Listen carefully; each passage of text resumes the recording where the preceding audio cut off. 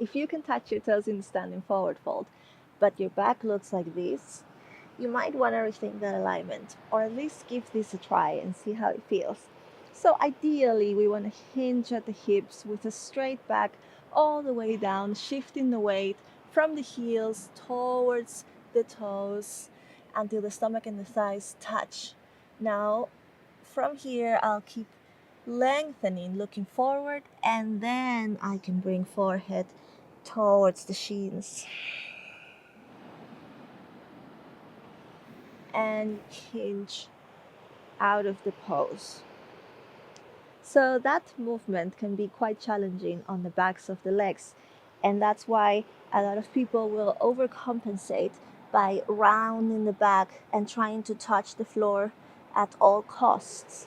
Some might say it's a nice hamstring stretch, but I think there are better ways to stretch your hamstrings without compromising the back. Anyways, so I would recommend you bend your knees as much as you need first so that your stomach and your thighs are touching. Keep this connection the entire time. Keep strong legs, core in and engaged. Now you can place your hands by your feet. You can also grab onto big toes or maybe the backs of your ankles. Now, from here, before you're tempted into going to the deepest expression of this pose for you, I would like to suggest you play and explore a little bit. So you can bend your knees and straighten them. You don't have to straighten them all the way. You can keep a micro bend and straight. Maybe you can also go into a squat. You can do this with your feet together or about skeletal hip width apart. If the feet are together, it will be a little bit more challenging. You can also do this with your hands on the mat, one leg at a time, keeping the back as straight as possible. Maybe grab onto opposite elbows and hang there. Notice how I still have a micro bend on my knees.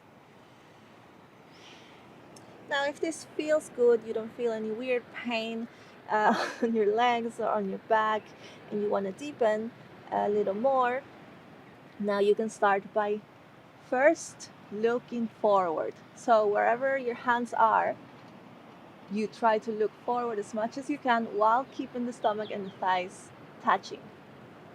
Now, from here, notice how I'm going to shift the weight from my heels all the way towards the toes.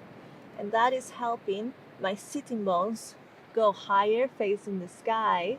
My hips come forward, and I can get more length through my hamstrings. The quads are super engaged now. Now, if your back is still straight, if you still have your legs and your stomach touching, you're gonna look up and you can start bringing your forehead towards the shins, encouraging that shift of weight more as you come down. Your forehead and your shins don't have to touch. You might be here, you might be looking at one point or at your toes, encouraging that lengthening. Use your gaze to guide your spine. And maybe forehead to shins if we can keep that lengthening. Observe the lengthening through the entire back body. You can suck the lower belly in to encourage a little bit more lengthening. You can also play with forehead to shins and then try to look forward, lengthen, shift the weight a little more if you need to, and return. Shoulders away from the ears as much as possible. Try to keep your neck relaxed. You might be here. It doesn't matter if your legs are straight or not, if your head is touching with your shins or not. Just focus, instead of what's happening on the legs, focus on the back for now. Then Little by little, the legs will start straightening.